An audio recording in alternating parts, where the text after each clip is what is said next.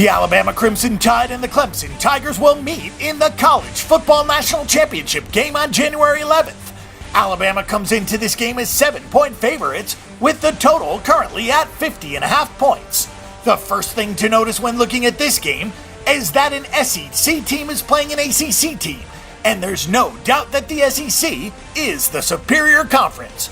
The Tide get the edge in terms of strength of schedule, but do not underestimate what the Clemson Tigers have done this season.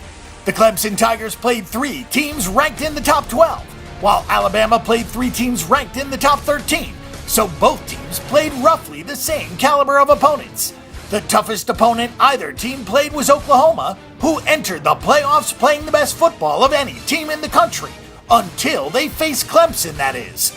Derrick Henry may have won the Heisman Trophy, but the most important player on the field is going to be Clemson's Deshaun Watson, who can help nullify the extra preparation time for the game with his scrambling ability. Defensive coaches can pick apart the game film all they want, but when you have a quarterback who can take off upfield at any time, much of what a team is planned for goes out the window.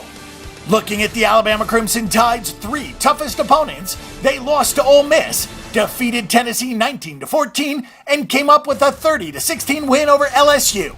The Tide also defeated 15th ranked Arkansas 27-14, so Alabama wasn't necessarily blowing out the top teams in the country, but neither was Clemson, although its 37-17 win over Oklahoma was pretty close.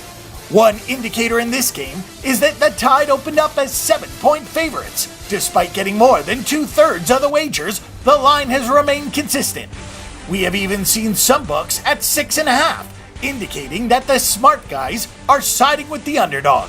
After a rather lackluster pair of semi-final games, this one could be quite entertaining and not decided until the 4th quarter.